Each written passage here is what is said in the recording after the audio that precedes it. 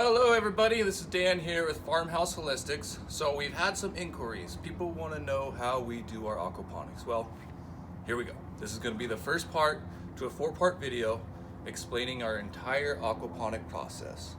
But to put it in simple, we keep it simple. Everything is very basic, low maintenance, low cost, but still high functioning. So to begin it, let's start with the pond itself. So if you look over here, we have a roughly 6 by 6 by 6 foot deep concreted pond that holds about 1,200 gallons of water.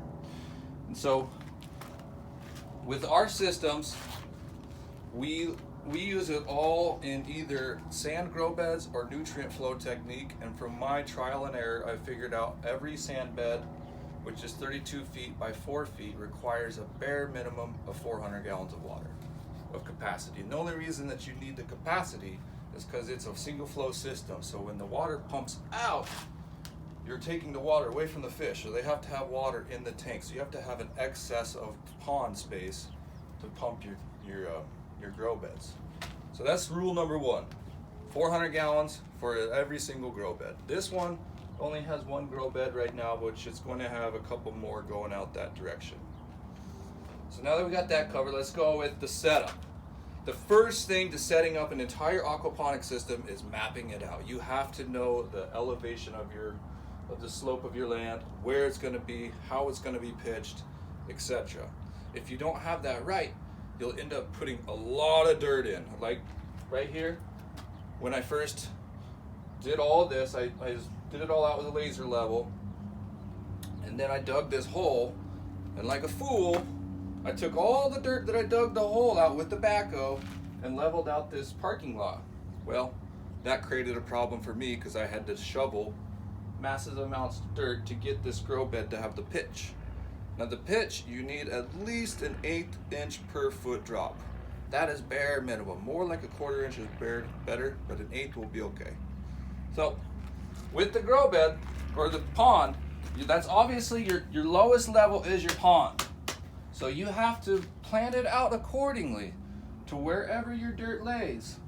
So this one is right here. The pipe, you can tell, is pretty close.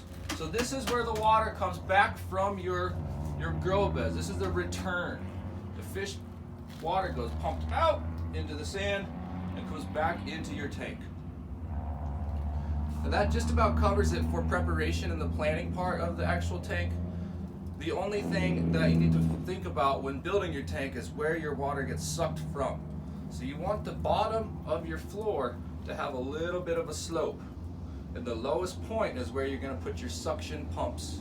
So all the fish poop, when it settles on the bottom, it's going to settle to the very bottom, the lowest point, and that's going to pull it out, clean it, run it through the filters, run it out to the sand, let all that biofiltration activity go on, and boom, you come back with nice fresh water. So now that we got that, let's talk about the actual concrete mix. It's very simple, very cheap.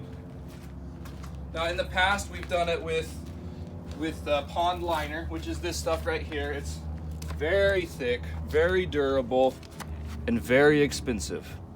One pond liner to do this pond was going to be about $500. So we decided to go with the concrete instead. So with the concrete, you mix it 3 parts sand. I like to use coarse builder sand to 1 part cement. And you want it to be pretty dry mix, not too dry that it's flaky and crumbly, but not too wet that it's runny.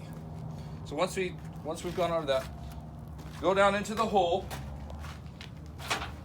The actual process of putting it on it's labor, it's hard, it sucks, but it's worth it because the concrete is solid. It will never fall apart. You don't have to replace it like the pond liners.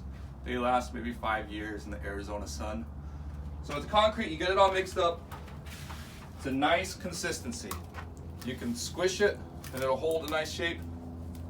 See that? It holds pretty well. It's not drippy. I just use some good rubber gloves, and they have to be really good because concrete is not good on your hands and it will erode cheap plastic gloves. So you gotta get the PVC gloves. Take it with hand, stick it up there.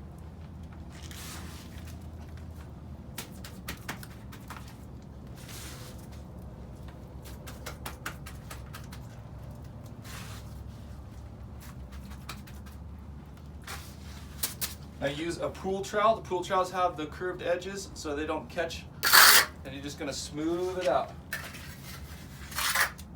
Don't worry when it falls into the hole, because that's just gonna be added to the bottom.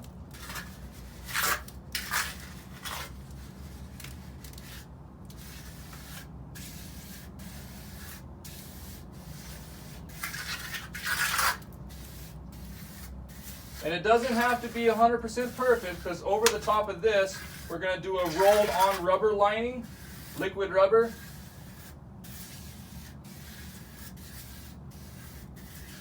But you want it to be as smooth as possible for two reasons. One reason is going to help protect against the water penetration, because if it's smooth, that rubber is going to get a good hard mat to it.